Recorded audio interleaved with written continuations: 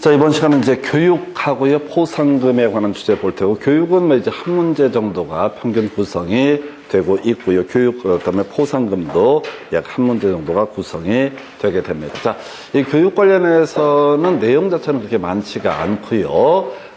그래서 이 교육 관련해서는 앞에서 중개사무소 개설 등록할 때 그런 게 필요 있었죠. 그래서, 일단 공인중개사가 중개사무소 개설 등록을 하기 위해서는 일단 자격증 가지고 있어야 되고, 두 번째 이슈가 됐던 게 실무교육. 개설 등록 신청일 기준 1년 이내 실무교육을 이수해야 되고요. 사무소 확보, 가설 건축물 제외 이렇게 논의가 됐었고, 법인인 개업 공인중개사가 중개사무소 개설 등록을 하기 위해서는 첫 번째 겸업 가능한 업종만 같이 영위할 수 있어야 된다 해서 겸업 가능한 것이 뭐가 있었어요? 대상 알제대라고 하는 거 대행할 수 있었고요. 상담할 수 있었고, 알선할 수 있었고요. 그 다음에 또 뭐가 있었지? 제공, 그 다음에 대리라고 하는 것, 이런 것들 겸업 가능한 업종을 영위해야 되고, 두 번째 이슈, 자, 자본금, 상법성 회사의 경우 5천 이상이라고 하는 것, 다만 사회적 협동조합 또는 사회적 협동기업은 자본금 요건을 충족하지 않아도 된다. 자, 인적 요건으로서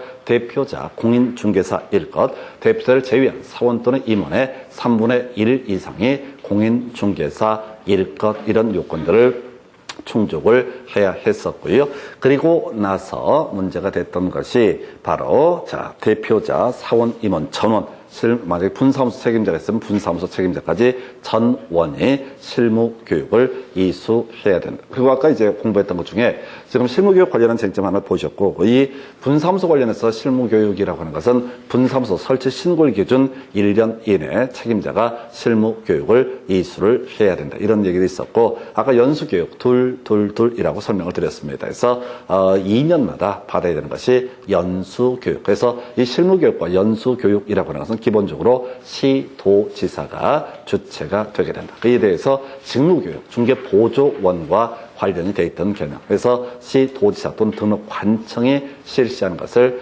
바로 직무교육이라 부릅니다. 그래서 실무교육 한번 보시겠습니다. 그래서 개설 등록 신청을 하고자 할 때, 또 분사무소 설치 신고를 하고자 할 때 그 기준일로 1년 이내 실무교육 이수해야 된다 해서, 자, 중개사무소 개설 등록을 신청하려는 공인중개사 개설 등록 신청을 기준 1년 이내 시도지사가 실시하는 실무교육 28시간 이상 32시간 이하를 받아야 된다 해서, 요건 날짜로 계산하는 게 편합니다. 그래서 28시간 이상 32시간 이하면 좀 어렵거든요. 약 4일이라고 생각하시면 됩니다. 그래서 4×28 에서 하루에 7시간씩 4일 동안 받는 것이 실무교육이라고 합니다. 물론 실무적으로 그렇습니다. 대부분의 경우에는 온라인으로 7시간인가를 이수한다고 되어 있고요. 나머지 3일 동안 출석해서 교육을 받아야 되는 것이 실무교육. 그래서 일단은 실무교육은 이제 새롭게 중개업에 투입이 되는 거야. 그러니까 4일 동안 교육을 받아야 된다. 이렇게 갑니다.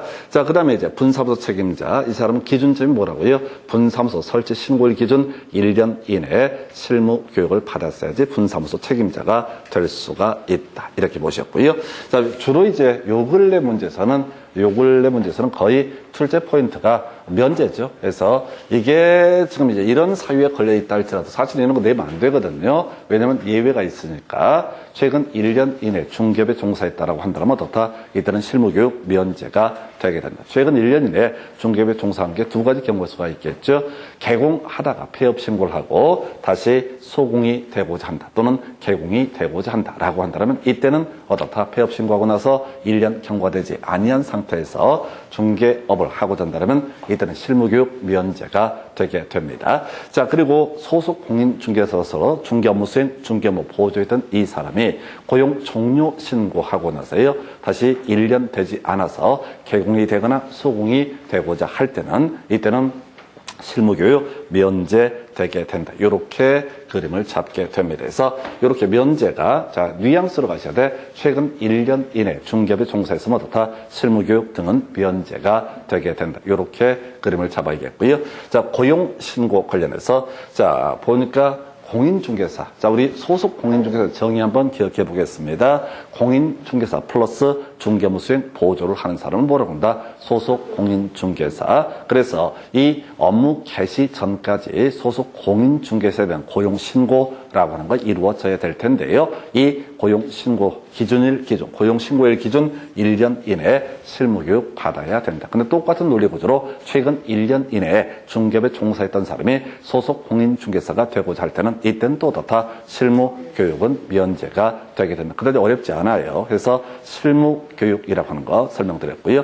그 다음에 직무교육. 자, 바로 중개보조원과 관련이 되어 있는 개념이 직무교육. 자, 중개보조원의 정의부터 기억을 해보겠습니다. 공인중개사가 아닌 자로서 뒤에 단순 업무 보조자, 이 사람을 뭐라고 그런다? 바로 중개보조원이라고 부르게 된다. 그래서 공인중개사가 아닌 자로서 단순 업무 보조자, 이 사람은 뭐라고 한다? 중개보조원이라고 부르게 됩니다. 그래서 이 사람은 하루만 가면 돼요. 그래서 시간이요, 3시간 이상 4시간 이하, 한나절만 가면 되겠다. 그래서 자, 지금 직무교육은 시도지사 또는 등록관청이 주체가 되게 된다. 똑같은 논리구조로 최근 1년 이내에 중개업에 종사했던 그분 같은 경우는 어떻다? 중개보조원 되고자 할 때 직무교육이 면제가 되게 된다. 이렇게 스토리를 잡아가게 됩니다. 그래서 어렵지 않아요. 그 다음에 이제 연수교육, 아까 이제 말씀드렸던 둘에 관한 주제. 연수교육은 뭐라고요? 둘이라고 하는 거예요. 연수교육은 둘이라고 하는 게 논의의 포인트. 연수교육은 둘이라고 하는 게 포인트. 연수교육은 둘.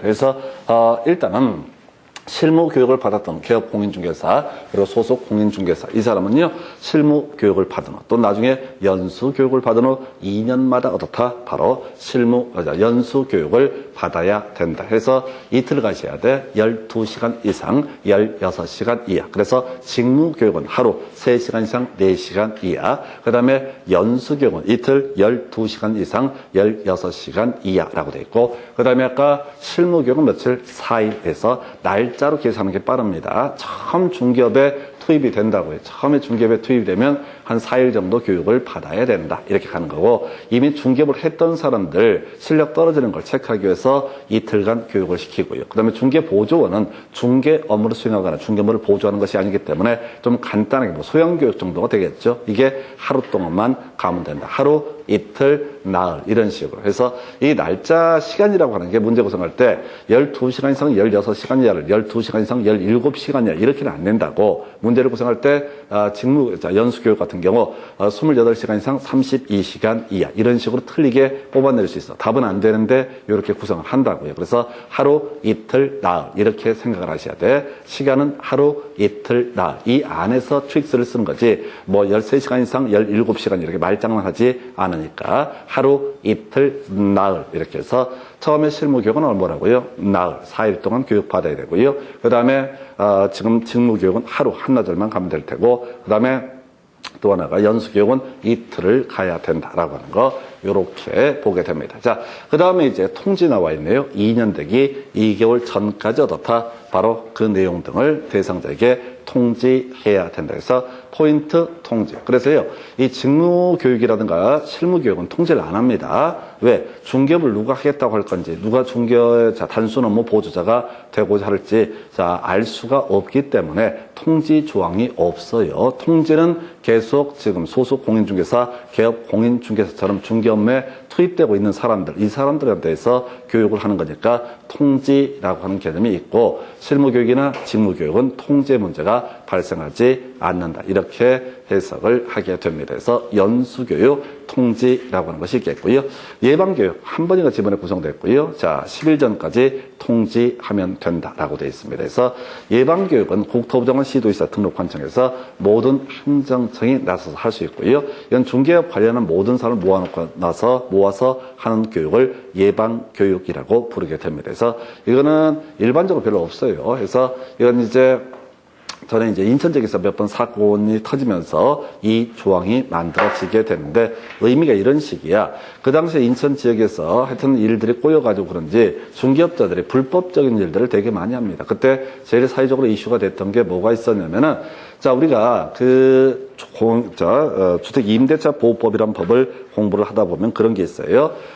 주택임대차 보호법에서 자, 지금 이제 대항력 우선 변제권을 확보한 상태에서 임대차 기간이 종료가 됐음에도 불구하고 누가 지금 임대차 기간이 종료가 됐음에도 불구하고 저런 경우가 존재합니다. 보증금이 반환되지 않게 되면 법원에 임차권 등기 명령 신청해서 임차권 등기라는 것을 하게 됩니다. 그러면 그때 나오는 게 제2의 임차인은 전혀 보호를 받을 수 없다. 이런 것들을 설명을 드렸는데 그 당시 인천에서 그런 사례가 많이 있었어요. 그래서 임차권 등기 명령이 들은 주택 임차권 등기가 된 그 주택을 소액 임차인이라고 해서 2,800이었는데 그 당시에 이렇게 지금 들어가면 무조건 이건 변제 받는다 이렇게 잘못 설명해가지고 또는 사기를 쳐가지고 누가 죽고 자살하고 뭐 이런 사례가 몇 번 터져서 이게 중개업자들 모아서 한 달까지 하자 이게 예방교육 10일 전까지 통지를 해야 된다. 거의 출제는 안 돼서 통지라고 하는 것은 지금 연수교육 있었죠? 연수교육. 그 다음에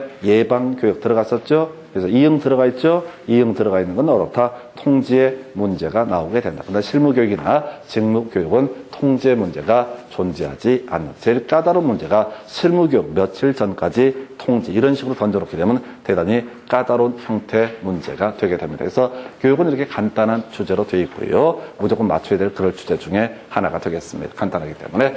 자, 이제 내용 한번 확인을 해볼까요? 자, 24회 때는 어떤 문제? 교육에 관한 설명 틀린 것을 고르시오라고 해서 개설 등록 신청하려는 공인중개사 자, 실무 교육을 받아야 된다. 그래서 실무 교육은 며칠? 4일이라고 해서 4일이라고 해서 28시간 이상 32시간 이하 이렇게 되어 있습니다. 주어수로 끊어가는 훈련들을 하셔야 돼요. 또박또박 보는 게 능사가 아니에요.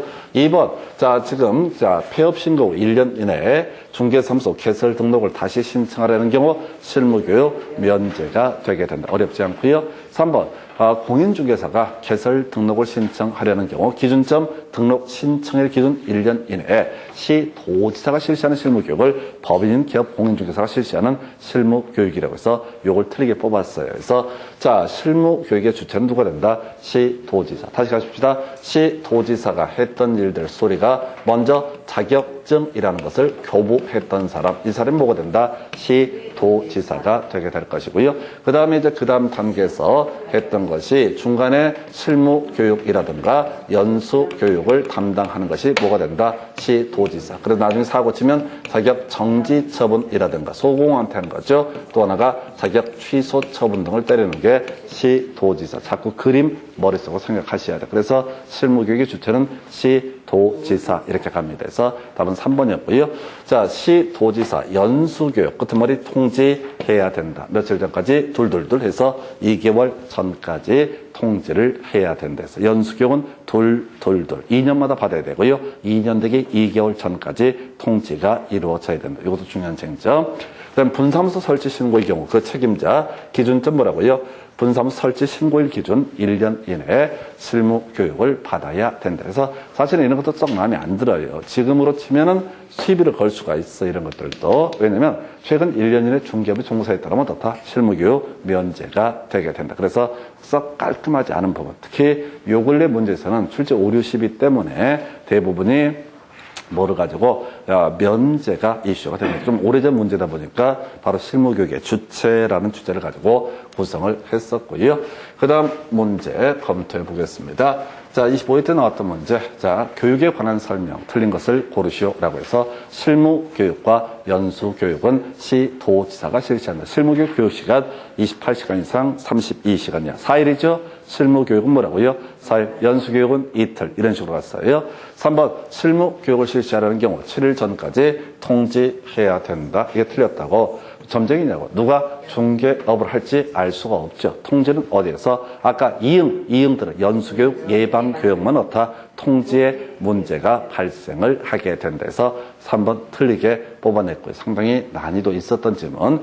며칠 전까지가 아니라 항상 주어수로 끊어가는 훈련하셔야 돼. 통지는 이응. 자, 예방교육, 연수교육에 있어서만 통지의 문제가 발생하게 된다. 이렇게 봤었고요. 4번 실무교육을 받은 기업 공인중개사 및 소속 공인중개사 2년마다 바로 실무교육, 연수교육을 받아야 된다. 그리고 날짜는 기간은 이틀에서 12시간 이상 16시간 이하라고 되어 있습니다. 자, 중개보호조건이 고용관계 종료 신고된 후 1년 내 고용신고를 할 때 직무교육 받지 않아도 된다. 이렇게 좋은 지문이죠. 그래서 면제라고 하는 거에서 하여튼 예방교육과 연수교육만 통지 조항이 있게 된다 해서 이렇게 보셨습니다. 그래서 답은 3번이고요. 그 다음 문제 가서 볼까요? 자, 돌고 돕니다. 해서 기업 공인중개사 등의 교육에 관한 설명 모르는 것은 해서 실무교육. 자, 받은 기업 공인중개사 끄트머리 연수교육 받아야 되죠. 이걸 직무교육이라고 해서 틀리게 뽑아냈습니다.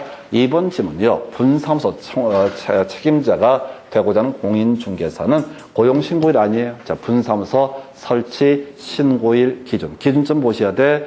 자, 소속 공인중개사가 되고자 하는 사람은 고용신고일 기준 1년 이내에 실무교육을 받아야 할 것인데 비해서 분사무소 책임자의 경우 분사무소 설치 신고일 기준 1년 이내에 실무교육을 이수해야 된다. 근데 이게 조금 말이 안 되는 게요. 자, A라고 하는 자 법인이 있습니다. 그리고 A라는 법인에 A라는 스몰 A라고 하는 주된 사무소가 있고 B라는 중개자 분사무소가 있다라고 했을 때 이 분사무소를 설치를 하게 된다. 분사무소를 설치한다라고 했을 때 분사무소 책임자 분사무소 설치 신고일 기준 얼마? 1년 이내에 실무 교육을 받아야 된다. 이렇게 되어 있잖아요. 근데 이걸 곰곰이 생각해보면 앞뒤가 좀 안 맞습니다. 뭐가 문제가 되냐면 분사무소 책임자가 바뀌는 경우 있다 하십시다. 그럼 그 사람도 당연히 다 실무 교육 받아야 되겠죠? 논리체계상 분사무소 책임자가 있었는데 그 사람이 바꾸어서 딴 사람이 책임자가 된다고 그러면 그 사람도 다 실무교육 받아야 되겠죠? 근데 이제 법에서는 뭐라고 되어 있어요? 분사무소 설치 신고일 기준 이렇게 되어 있잖아요. 아니 지금 책임자가 한 3년 일하다 그만두고 딴 데 간다고 새로운 책임자를 임명을 하고 싶다고 그러면 분사무소 설치 신고일 기준 1년 이내 해버리면 말이 안 되잖아. 그죠? 3년 전을 기준으로 어떻게 1년 이내 실무교육을 받아? 그 말이 안 되는데 이걸 따지지 마시라고 논리체계가 안 맞으니까 그럼 보나마나 이제 분사무소 책임자로 지정된 날을 기준으로 해서 1년 이내 이런 식으로 해석을 할 거여서 법적으로 깔끔하지 않습니다. 괜한 얘기를 한 건데 하여튼 그 정도 해서 3번 고용관계 종료 신고 1년 내 다시 중개보조원으로 고용신고의 대상이 된 사람은 직무교육을 받지 않아도 된다. 최근 1년 이내에 중개업을 했던 분은 어떻다? 자, 교육 면제가 되게 된다. 자, 실무교육은 4일이죠. 자, 그래서 28시간 이상 32시간 이하. 연수교육은 이틀이죠. 12시간 이상 얼마? 16시간 이하라고 해서 틀리게 구성이 됐었고요. 그 다음에 5번 국토부 장관이 마련해서 시행하는 교육 지침에는 교육 대상, 교육 과목, 교육 시간 등이 포함되어야 하나 수강료는 그렇지 않다 해서 틀렸다고요. 해서 별 의미 없는 지문이야. 5번 지문은 수험생 입장에서는 제일 당황스러울 지문. 그래서 이걸 뒤지게 연구해봤자 아무 의미가 없는 지문. 여기서 답은 되게 쉬웠잖아요. 바로 최근 1년 이내에 중개업을 했던 사람은 어떻다? 교육이 면제가 되게 된다. 그래서 5번이 왜 틀렸어요? 3번이 맞으니까. 3번 되게 간단한 주제예요. 그래서 시험 풀어가는 과정에서 막히더라도 짜증내지 말고 그냥 답을 찾아가는 지혜가 필요하십니다. 그래서 자, 아까 2번 지문은 원제로고요. 분사무소 설치 신고일 기준 1년 이내 이렇게 갔었고요. 그래서 지금 26개 때 문제 답은요. 3번 이렇게 정리를 했습니다. 그 다음 주제요.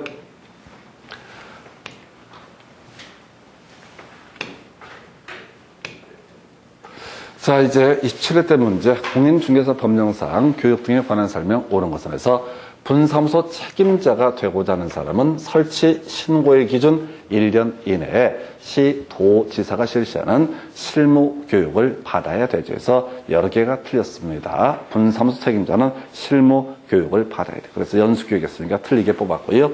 폐업신고 1년 내 중개사무소 개설 등록을 다시 신청하려는 공인중개사 실무교육 받지 않아도 된다. 돼 있죠? 문제가 점점 좋게 나와요. 뭐냐면은 지금 이제 면제는 무조건 출제 오류가 발생하지 않거든요. 면제는 정확하게 출제를 하시 틀리든 맞든. 그래서 요걸 답으로 최근 1년 사이에 중개업에 투입됐으면 어떻다? 자, 면제되게 됩니다. 3번 질문이요.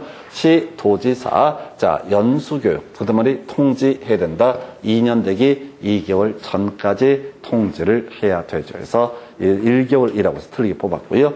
4번 질문, 연수교육 이틀이죠. 연수교육 이틀입니다. 해서 연수교육 이틀이니까 12시간 이상 16시간 이하. 5번 고용관계 종료 신고 1년 내에 고용신고를 다시 하려는 중개보조원 직무교육 면제가 되게 되죠. 그래서 아까 한번 답이 됐던 주제를 틀리게 구성을 했습니다. 그래서 이렇게 해서 지금 답이 됐던 건 2번. 그래서 요즘은 점점 문제가 깔끔해지게 되는데 지금 포인트 자체를 잡아내야 될 게 최근 1년 이내 중개업에 종사했다라고 하면 어떻다? 면제되게 된다. 이렇게 정리를 하십니다. 그래서 그 정도. 그 다음에 이제 검토 드릴 게 28회 문제.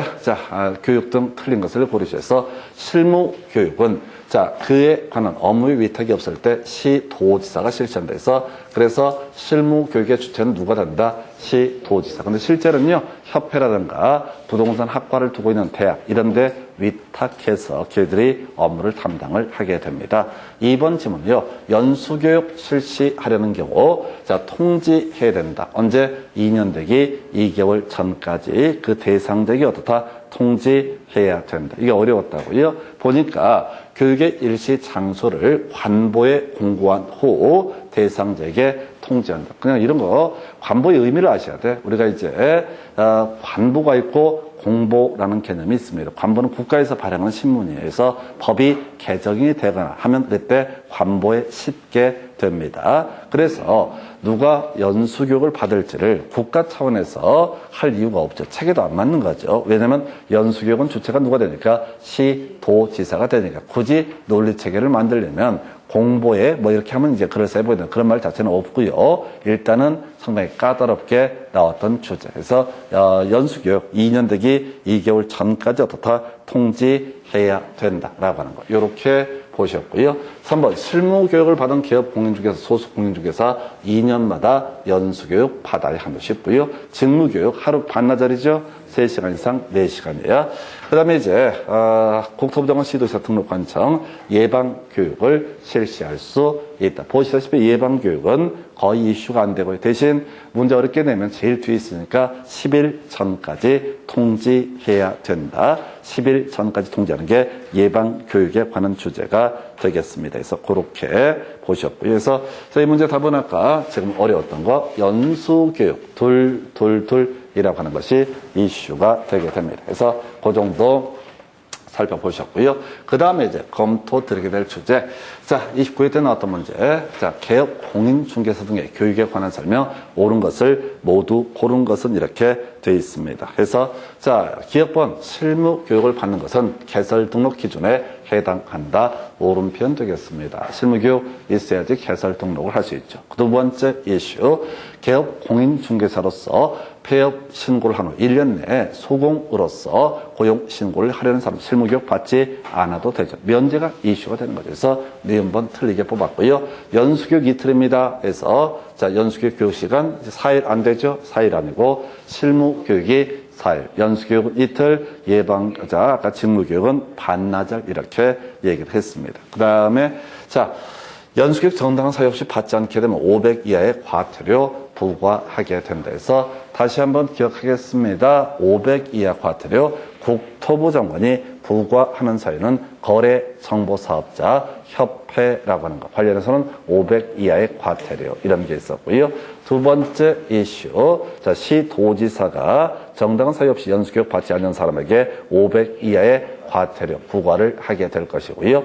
세 번째 이슈가 되게 되는 것이 뭐가 있을까요? 그래서 세 번째 이슈가 되게 되는 게 지금 이제 등록관청 표시 광고하고 확인 설명 이게 500 이하 나머지는 모두 얼마? 100만 원 이하 이렇게 보셨습니다. 그래서 이 문제도 그렇게 어렵지 않죠. 그래서 지금 보게 되면은 니은번 최근 1년 이내 중개업에 종사했다면 이때는 실무교육 면제가 되게 됩니다. 디귿번이라고 하는 거 연수교육은 이틀이라고 그랬어요. 그래서 실무교육이 4일, 연수교육이 이틀. 그래서 이 아이가 두 가지가 틀렸죠. 그래서 옳은 걸 고르시니까 기억하고 리을 해서 요 답은 2번으로 구성을 하게 됩니다. 그 정도 보셨고요.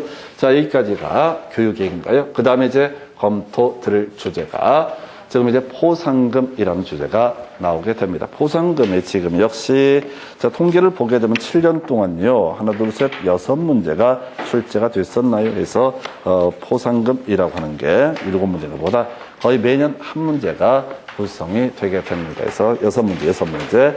그래서 이 포상금은 지금 이제 어려운 것부터 먼저 가셔야 돼. 그동안 잘 내지 않는데 이게 양들이 대단히 작다 보니까 문제가 되는 게 2개가 있어요. 그래서 첫 번째 개개증 외우셔야 되죠. 그래서 자, 포상금의 지급 대상 신고했을 때 포상금 받을 수 있는 게 개개증이라고 하는 거, 개개증이라고 하는 거, 개개증이라고 하는 거, 개설 등록을 하지 아니하고 중개업을 한 자를 신고하게 되면 나중에 50만 원까지 포상금 받을 수 있습니다. 두 번째 이슈가요, 바로 거짓 뜻밖의 부정한 방법으로 중개사무소 개설 등록을 했던 사람. 이런 사람 나중에 걸리면 얘는 뭐 어디에 걸리겠어요? 3년 3천 사유에 걸리게 되죠. 그래서 우리 3년 3천 다시 한번 암기하셔야 됩니다. 공식이라도 외우셔야 돼. 개개, 직상, 증투, 시단, 방의라고 하는 거. 개개, 직상, 증투, 시단, 방의. 누가 무등록 중개업을 하거나 거짓 뜻밖의 부정한 방법으로 개설 등록을 하고 중개업을 하고 있을 때 찌르게 되면 나는 50만 원 받을 수 있고요. 대신 이분은 최대 3년 이하징역 3천만 원 이하의 벌금에 처해지게 됩니다. 그래서 바로 찌를 건 아니고요. 중개사무소 전화를 하는 게 해서 협상을 하는 게 좋지 않을까 싶습니다. 그래서 나는 겨우 50만 원 받는데 사장님 재수 없으면은 3천만 원의 벌금형을 때려 맞을 수 있다. 자, 중간에 퉁쳐가지고 한 1,000만 원의 쇼부를 보자. 그래서 어떻게 협상해서 얘기가 잘 돼서 나가는 거지. 근데 이제 그게 마지막 가는 황천길이 될 겁니다. 그래서 어디 가서 만났는데 다시는 돌아오지 못할 길로 이렇게 그럼 결국은 신고를 해야 되겠다. 그래서 근데 이제 역시 신고하고 뭐 거기까지는 좋은데 보나마나 그 정보는 100% 노출된다고 생각하시는 게 좋을 겁니다. 신부름센터 시켜서 어떤 새끼가 신고했느라 아마 추적 들어갈 거야. 그러면 이제 며칠 더 살고 연명을 한 다음에 뒤지게 맞아 죽을 수가 있게 돼서 하여튼 외우실 게 개개 보셨고요. 하나가 증이라고 하는 거. 증이 2개가 있었죠. 자격증 등록증에 양도대여라고 하는 거. 자격증 등록증에 양도대여. 개개증 들어가면 어떻다? 이때는 포상금의 지급 대상. 요즘에 별 이슈 안 됐는데 28회 때인가 한번 관련 쟁점이 나왔거든요. 전에는 개개증은 무조건 깔아줬던 개념인데 만약에 낸다면 아예 박스를 낼 수도 있겠고요. 또는 지문 속에서 이미 28회 나온 식으로 자, 포상금 지급 대상에서 바로 개개증증, 개개증, 개개증증, 개개증 이렇게 가시면 좋겠습니다. 그래서 여기 이제 포상금의 지급 대상. 출제빈도 떨어지고요. 대신 꼭 알아야 돼요. 자, 어려운 문제가 될 겁니다. 자, 그 다음에 이제 검토 드리게 될 게, 자, 포상금 지급 관련해서요. 자, 여기서 제일 어려운 것부터 보겠습니다. 자, 국고에서 얼마? 100분의 50을 보조할 수 있다. 자, 이게 어렵다고요. 이 명제가 포상금 관련해서 제일 뒤에 나오는 명제다 보니까 우리가 놓쳐버려요. 제일 앞에 나오는 주제하고 제일 뒤에 나오는 주제. 물론 지금까지 통계로는 중간 내용을 갖고 대부분 문제 구성을 하게 됩니다. 중간 내용을 가지고 구성을 하게 되는데 일단은 문제 이건 양이 많지 않기 때문에 100% 소화를 하셔야 되고요. 딱 100분의 50 국고에서 보조할 수 있다. 개념을 설명드리면 이 포상금을 지급을 하게 되는 것은 등록관청이라고 하는 것이 어떻다? 포상금을 지급합니다. 자, 그런데 만약에 등록관청 시군구의 예산으로만 포상금 지급을 이렇게 규정을 해놓게 되면 어떤 동네에 이렇게 개개증증 찾아서 그 동네 싸돌아 다니는 애들이 신고를 많이 하게 되면 포상금이 예산을 넘나드는 경우가 있을 겁니다. 그래서 이게 이제 거래 질서, 중개 거래 질서 이런 것들의 유지를 위해서 국고에서 얼마 100분의 50까지 보조할 수 있다. 딱 50% 어떻다? 보조할 수 있다. 이런 게 어렵다고 별 의미도 없는데 100분의 50을 어떻다? 보조할 수 있다. 100분의 50을 어떻다? 보조할 수 있다라고 하는 거. 이게 포인트. 개개증증 50 보조. 이렇게 가셔야 됩니다. 그래서 이게 자, 기존에 냈던 문제 중에서 출제 빈도가 떨어지긴 하는데 되게 피곤했던 문제가 개개증증 50보조, 개개증증 50보조라고 하는 거. 이게 자 제일 지저분한 영역이에요. 그리고 나머지는 간단합니다. 그래서 자 개개증증을 누가 신고 또는 고발 등을 하게 됩니다. 물론 논의 전제는 행정관청이나 수사기관에서 발각되기 전에 선착순으로 제일 먼저 개개증증을 이렇게 신고 또는 고발한 사람이 있습니다. 그럼 이제 포상금 지급을 하게 될 텐데 일단 금액은 건당 50만 원 이렇게 되어 있습니다. 단독 신고의 경우. 그렇다고 치고 자 혹시 어떤 사람 개개증증인 사람이 있는데 이때 갑이 신고하고 을도 신고를 한다. 그러니까 얘가 5월 1일 날 얘가 연락받고 5월 2일 날 얘는 포상금의 지급 대상이 아니다 해서 최초 신고자만 어떻다 50만 원. 상식적인 얘기죠. 그래서 최초 신고자만 얼마 50만 원 부하자 포상금을 지급할 수 있다. 이렇게 가게 될 것이고요. 개개증증 자 개개증증이 있었고 최초 신고자 얼마 50만 원. 이건 이제 특별히 문장을 볼 것도 아니고요. 당연히 상식적인 얘기죠. 두 번째 신고한 사람도 포상금 주게 되면 온 가족 다 동원해서 그냥 마을 주민들 모이십시오. 그래서 오늘 국가에서 경기도에서 10만 원 쏜다고 그러고 시군구에서 5만 원 쏜다고 그러니까 내가 오늘 50만 원 쏘도록 하겠습니다. 웃기잖아. 그래서 온 동네 다 모아서 문자 보내고 신고서 양식 보내가지고 50만 원씩 받을 수 있게 해주겠다. 그래서 내가 두 건 적발했어요. 그래서 100만 원 안 됩니다. 그래서 최초 신고자 얼마 50까지 자 50만 원까지 지급을 합니다. 그런데 이제 문제 구성할 때 주로 사령 문제 할 때 이게 이슈가 되죠. 그래서 자 지금 기소유예 결정이 있거나요 공소제기 결정이 있게 되면은 이때 포상금 지급 대상이 되게 된다. 그래서 기소유예 결정이 있거나 공소제기 있게 되면 어떻다? 포상금 지급 대상이 되게 된다. 그래서 가볼까요? 그래서 이런 식입니다. 그래서 법을 위반을 했습니다. 소위 위법한 행위를 했다라고 했을 때, 자 검찰에 가면 결정이 3개가 나와요. 위법으로 보여진다고 했을 때, 첫 번째 무혐의 처분이 있게 됩니다. 법 위반이 아니다라는 의미가 돼요. 무혐의 처분. 그리고 또 하나가 기소유예라고 제일 많은 게 사실 기소유예죠. 그래서 법을 위반하긴 했는데 사안이 좀 경미하다라고 했을 때 편의점에서 배고파서 빵을 훔쳐 먹었습니다. 1,000원짜리를. 예, 그러면은 그때 절도거든요. 절도고 절도임에도 불구하고 그걸 깜빵을 보낼 사안은 아니다. 그래서 뭐 반성하고 등등등 했으니까 검사가 훈방 처분한다는 개념이 기소유예 처분이 됩니다. 이것도 법 위반이라는 게 입증이 되기 때문에 포상금 지급 대상이 되게 됩니다. 그 다음에 이제 판사한테 이거 처분해 주세요. 처벌을 해 주세요. 라고 제기하는 게 공소제기. 공소제기가 있게 되면 경우의 수가 뭐라고요? 하나가 자 유죄 판결이 나올 수도 있겠고 또는 무죄 판결이 나올 수도 있겠고 또 하나가 뭐가 있냐면 선고유예라고 하는 것이 있습니다. 무죄 판결은 검사가 잘못 기소했다 이런 취지고요.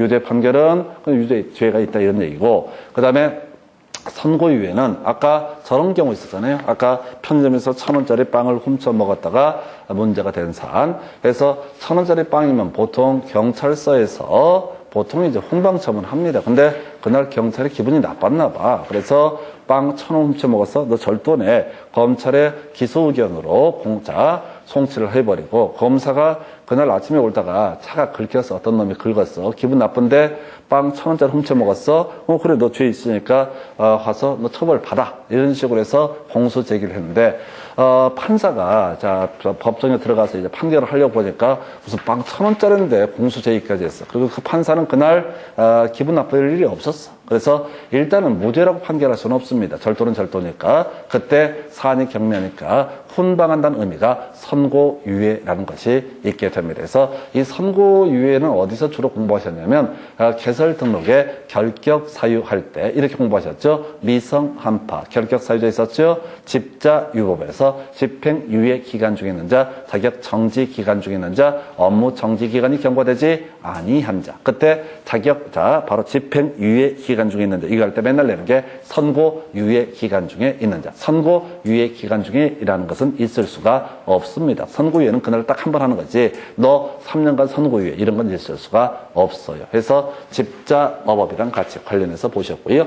그래서 그 정도 이슈가 되게 될 것이고요. 자, 그래서 이제 정리하면 기소유예 결정이 있거나 공소제기 결정이 있으면 이 사안에 대해서 1개월 이내 등록관청에서 확인한 다음에 1개월 이내 어떻다 포상금을 지급을 해야 된다. 이렇게 합니다. 그래서 자, 등록관청에서는 포상금 수사기관의 처분 내용을 조회한 후 포상금 지급을 결정하고 결정일로부터 1월 이내 포상금을 지급을 해야 된다라고 이렇게 되어 있습니다. 그래서 포상금 지급 1월 이내라고 할 것.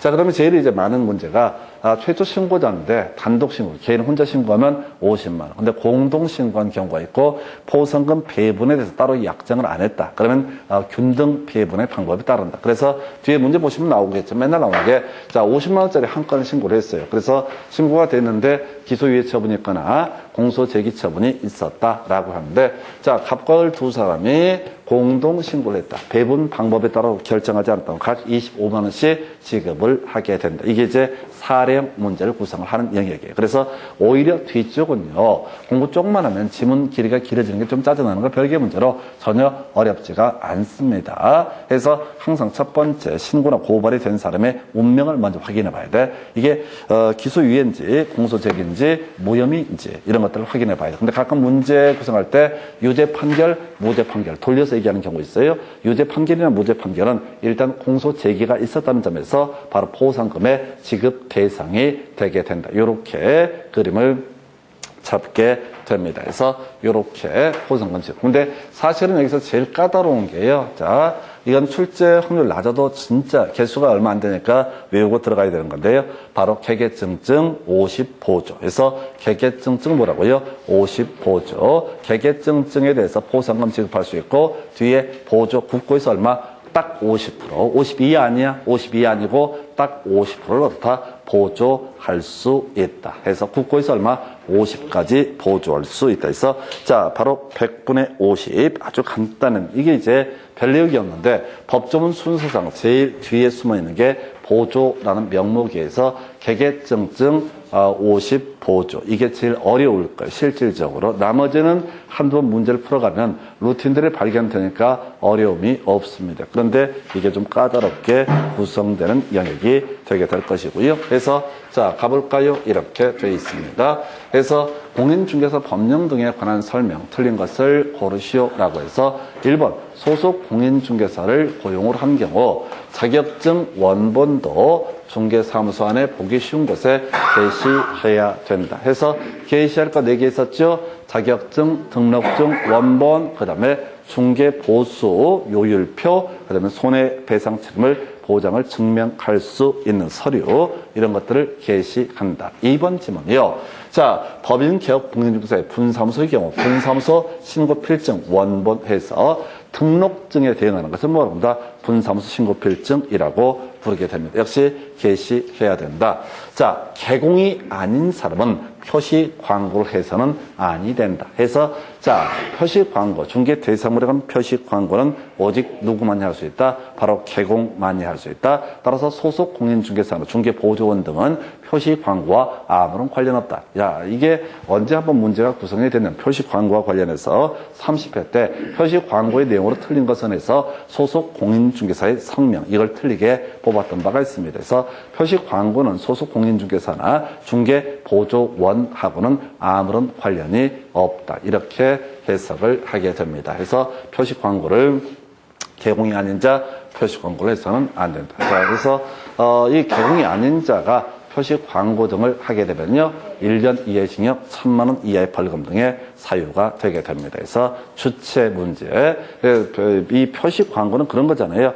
요즘에는 그런 게 있는지 모르겠는데 약간 이제 단독주택 단지 이런 데 가서 보면 그런 게 있어요. 그런 게 있어요. 거기 전봇대 뭐 1억의 집 3채 뭐 이렇게 붙어 있는 것.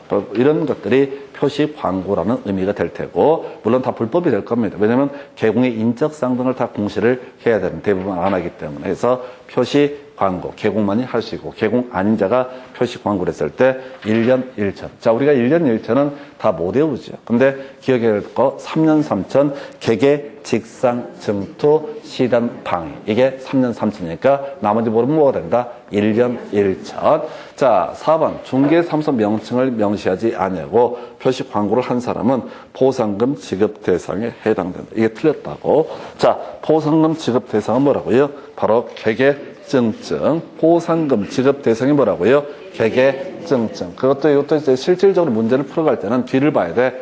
자, 포상금 지급 대상이라는 키워드 나와 있죠? 그러면 이 앞에는 뭐가 있어야 한다? 개개증증. 뒤 앞에서부터 보면 자신이 없어져요. 그래서 자, 키워드 포상금 지급 대상 개개증증. 그래서 아까 개개증증 있었고요. 그다음에 50보조까지 어려운 주제 설명드렸습니다. 그래서 28회 때 좀 드물게 나왔고 이중으로 중개사무소 개설 등록해서 중개업을 할 수는 없다 해서 이중 수소, 이중 등록 금지되고요. 1년 1천 등의 처벌을 받게 된다. 이렇게 얘기를 합니다. 그래서 자, 요건 28회 때 자, 사실은 거의 내지 않는 패턴인데 28회 때 개개증증 얘기를 끌고 들어왔습니다. 그럼 이 문제에서 확정해서 31회 때 문제 구성하면 아마 기역, 니은, 디귿, 리을에서 개개증증 카피해놓고 포상금 지급 대상끼리 연결된 것 이런 식의 문제도 충분히 예상을 할 수가 있습니다. 그래서 또는 포상금 지급 대상 아닌 것끼리 연결한 것 이런 식의 문제 박스형 문제를 구성을 해볼 수가 있겠고요. 외울 것은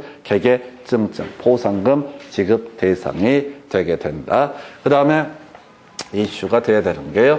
자, 26기 24번 문제 포상금에 관한 설명 틀린 것을 고르시오라고 해서 자, 포상금 지급할 수 있다 보니까 개개증증 나와 있죠. 개설 등록 한 자, 거짓으로 개설 등록 한 자를 신고한 사람에게 포상금 지급할 수 있다. 2번 질문이요.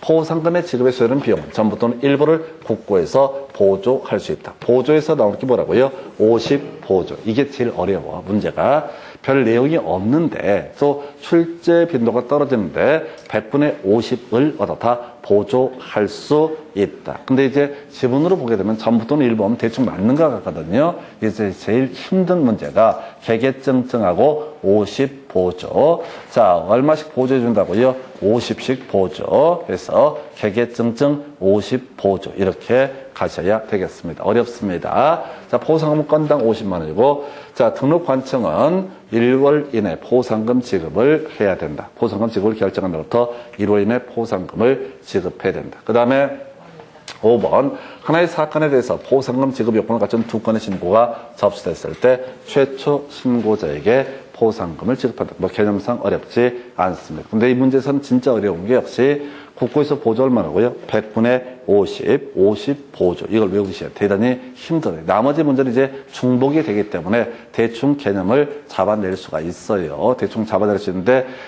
우리가 법조문 순서상 제일 뒤에 숨어 있는 게 바로 50 보조라고 하는 거. 이렇게 설명드렸고요. 그 다음 주제 가서 볼까요? 이제, 자, 포상금 지급 등 옳은 것을 고르셔서 건당 150만 원. 틀렸죠? 그래서 기존에 나왔던 지금 50만 나왔으니까 150 이렇게 틀리게 뽑았고, 검사가 기소 결정을 했을 때 공소 제기를 의미합니다. 기소를 하기로 결정을 했을 때 포상금 지급 대상이 되게 된다. 그래서 자, 공소 제기라는 표현 대신에 기소 결정이라는 표현을 써서 조금 형사법을 우리가 공부를 안 하기 때문에 힘들 수가 있겠고요.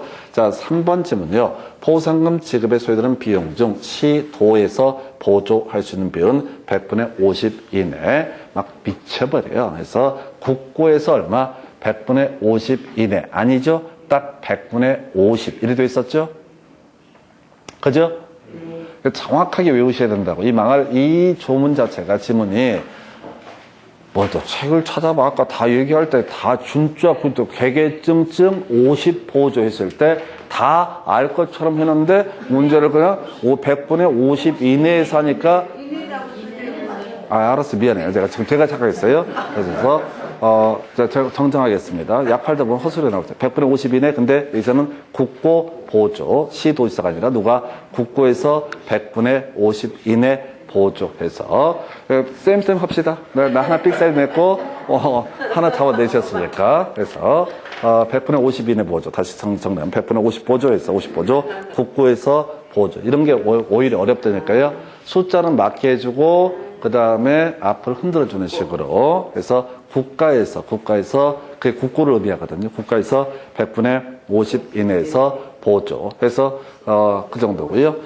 자, 포상금 지급 신청서를 제출받은 등록관청은 포상금 지급을 결정하고 결정일로부터 1월 이내 포상금을 지급한다. 요걸 답으로 구성을 했던 사안이 되겠습니다. 해서 요걸 답을 뽑았고요. 등록관청 하나의 사건에 관해서 2건 이상의 신고가 접수가 됐을 때 공동으로 신고한 것이 아니면 포상금 균등 배분. 아주 어려워요. 공동신고 아니면 뭐예요? 최초 신고자에게 얻었다. 포상금을 지급한다. 그래서 하여튼 이게 나중에 사례형 문제가 훨씬 쉽고요. 이게 약이 바짝바짝 올라. 어려운 게 어렵다기보다는 이 토시 갖고 장난치는 그런 느낌을 주기 때문에 대단히 피곤한 파트가 되겠습니다. 그래서 하여튼 이렇게 해서 지금 1월 이내. 자, 가십시다. 이제 첫 번째 개개증증. 자, 문장 형태로 나올 때 개개증증이라는 게 일단 포상금 지급 대상이 될 수 있다. 그 다음에 자, 등록관청에서는 1월 이내 포상금 지급을 결정하고 1월 이내 지급하는데 이 부분에 대해서 국고에서 얼마? 100분의 50 이내에서 보조할 수 있다. 이게 되게 피곤하다고. 별 포인트가 없는데 요걸 가지고 3개 개개증증 신고 등이 있게 되면 등록관청에서는 포상금 지급을 결정하고 1월 이내 포상금 지급을 해야 되고요. 그리고 나서 지금 보다시피 국고에서 100분의 50 이내에서 보조할 수 있다 해서 이렇게 보셨습니다. 그 다음 문제부터는 조금 오히려 편해져요. 그냥 사례형 문제가 지금 3문제가 구성이 되는데 오히려 이 문제가 훨씬 편합니다. 그래서 지금 이제 갑은 A를 신고했고 B를 신고했다. A의 운명 공소 제기 50만 원 갑은 받으시게 됩니다. 그 다음에 B라고 하는 사람의 운명은 무혐의 처분 삽질해버렸네요. 그래서 갑이 일단 선두자로 50만 원의 수익이 발생했습니다. 자, 그 다음에 C를 갑과 을이 공동 신고했다. C의 운명을 바로 찾아봐야 돼요. 지문 읽어보시면 안 된다고. C가 나중에 어떻게 됐나 보니까 기소유예. 그래서 갑은 25만 원, 을은 얼마? 25만 원 이렇게 받게 된다. 바로바로 가셔야 된다고. 이게 그 앞에 이제 개개증증은 기본적으로 깔아주거든요. 여기서는 개개증증은 따로 이 문제를 구성하는 거야. 개개증증만 가지고 따로 구성을 하는 거고 이 사례 문제를 구성할 때는 뭐 성실 정확히 확인 설명을 안 했는데 신고해갖고 이런 거 안 나와. 이렇게 하면 너무 어려우니까 이렇게만 내도 거의 작살 나요. 그래서 여기서는 개개증증은 변론을 하고 그냥 신고했다, 고발했다. 자, 이렇게 봐야겠고. 자, 을이 자, 지금 D를 신고를 했다라고 되어 있습니다. D, 그리고 후에 갑도 신고했다. 갑은 의미 없고요. D의 운명을 보니까 D는 기소유예 결정. 그래서 을은 또 얼마? 50만 원 추가. 그러면 현재 스코어 75대 75 이렇게 가는 거죠. 갑이 50만 원 처음 받았었죠. 갑과 을이 공동 신고했으니까 각 25만 원씩 을이 분발해서 50만 원에서 지금까지 75대 75. 그 다음에 E라는 사람의 운명을 보겠습니다. E라는 사람의 운명은 공소 제기 그리고 공동 신고라고 이렇게 되어 있습니다. 그래서 자, 그러면 이거 얼마가 돼요? 25가 되나요? 이가 부정한 방법으로 중개사무소로 개설 등록한 사실이 이거 장난쳤구나. 발각된 후에 아무 의미 없죠. 이건 발각된 후에는 의미를 가질 수가 없습니다. 발각되기 전에 먼저 신고한 사람한테 다 포상금을 지급한다. 그럼 이제 갑은 75만 원, 을은 75만 원. 이걸로 이제 포상금 지급액이 정해지게 됩니다. 그래서 자, 요게 좀 어려웠어요. 발각된 후에 신고하면 어떻다고요? 아무런 의미가 없다라고 할까. 발각된 후에 신고하면 아무런 의미가 없다. 이게 처음 공부하실 때는 조금 힘들 수가 있는데 항상 신고 당한 아이의 운명 확인해 보셔야 됩니다. 한 번 더 정리를 해 보도록 하겠습니다. 자, 포상금 신고 있으면 공소제기나 기소유예가 있을 때 어떻다? 포상금의 지급 대상이 되게 된다라고 해서 첫 번째 갑부터 생각을 해보겠습니다. 갑이 A와 B를 신고했는데 A의 운명 보니까 공소제기 이루어졌죠? 갑은 A의 공소제기가 이루어졌다고요. A 덕분에 얼마? 50만 원. 그 다음에 B라고 하는 것은 아무런 의미가 없어요. B는 무혐의 처분을 받기 때문에 돈을 받지 못합니다. 그래서 갑이 첫 번째 사안에서 50만 원, 을은 두 번째 사안에서 갑과 을이 공동신고가 나오나요? C를 공동으로 신고했다. 그래서 C의 운명이 기소유예. 그래서 중간에 C에 대해서는 얼마? 공동신고니 각 25만 원씩 자 포상금을 받게 된다. 그 다음에 세 번째 을이 D를 신고를 했는데 나중에 갑이 신고했다. 이건 의미가 없고요. 그래서 D의 운명을 보니까 기소유예 결정. 그래서 D 때문에 을이 얼마? 50만. 그래서 이 정도고 네 번째가 좀 어려웠었다. 그래서 E를 자 신고를 했는데 근데 이 신고라고 하는 게 발각이 된 후에 신고를 했다. 그럼 이미 다 발각이 됐기 때문에 이건 신고 포상금의 지급 대상이 아니다. 그래서 갑도 75만 원, 을도 75만 원 이렇게 가게 됩니다. 그래서 이게 토탈 지금 틀려놓은 거 세 문제 나왔는데 조금만 이거 훈련하시면 날로 먹어요. 대단히 간단한 문제 유형이 되게 됩니다. 그래서 이 정도 보시고 다음 그래 75, 75 답은 1번 될 테고요. 그 다음 문제 확인해 보면 공인중개사 법령상 갑과 을이 받을 수 있는 보상금의 최대 금액. 자, 갑은 일단 놀지 않고 일하고 있습니다. A를 고발해서 A는 기소유예 처분. 그러면 갑은 일단 바로 얼마? 50만 원 받게 되죠. 자, 을이 볼까요? B에 대해서 갑이 먼저 신고하고 을이 뒤에 신고했다. 그리고 공소제기가 있다. 그럼 이제 또 갑이 돈을 받는 거죠. 먼저 신고한 다음에 을이 신고를 했으니까 을은 돈을 받지 못합니다. 그래서 기소유예 처분이 있으니까 이때 갑이 얼마? 또 50만 원 받게 된다 해서 갑이 열일하고 있습니다. 100만 원에 도달했어요. 그 다음에 갑과 을이 공동 신고를 하게 됩니다. 공동으로 C를 신고했는데 C는 자 공소 제기. D는 중요한 게 아니야. C는 공소 제기가 있으면 이때는 포상금 지급 대상. 그래서 갑과 을이 얼마? 각 25만 원씩 반반씩 받게 된다. 포상금 배분에 대해서 정하지 않았고요. 그 다음에 을은 D와 E를 신고했는데 D는 무혐의 처분. 그럼 D에 관한 것은 돈 받을 수 없고요. E는 공소 제기. 이렇게 됐죠? E에 대해서 공소 제기가 있으면 갑은 을은 얼마? 50만 원 받을 수 있다. 그래서 갑은 첫 번째에서 50만 원, 두 번째에서 50만 원, 세 번째에서 25만 원, 125만 원, 을은 25, 50에서 이렇게 75만 원 이렇게 가게 됩니다. 그래서 이게 포상금의 지급 금액 계산하는 방법 해서 다시요. 자, 기소유예 결정이 있거나 공소 제기 결정 있게 되면은 이때는 유죄든 무죄든 불문하고 포상금의 지급 대상이 되게 된다. 공동 신고했을 때 분배 약정이 없게 되면 균등 배분을 하게 된다. 최초 신고자 가능했었고요. 그 외 나중에 발각된 후에 등록관 정등에 의해서 발각된 후에 하는 신고는 의미를 가질 수가 없다라고 할 것. 이렇게 보셨고요. 그 다음에 이제 검토하게 될 것이 자 27회 22번 문제 갑과 을이 받을 수 있는 포상금의 최대 금액이라고 해서 갑은 A와 B를 각각 고발했으며 A를 공소 제기했고 B는 무혐의 처분. 그럼 갑은 일단 얼마? 50만 원 이렇게 가게 되는 거죠. 두 번째 이슈 을이 C를 신고를 했는데 무죄 판결. 그 얘기는 공소 제기가 있다는 얘기야. 을의 입장에서 두 번째 항목에서 얼마? 50만 원 이렇게 받게 됩니다.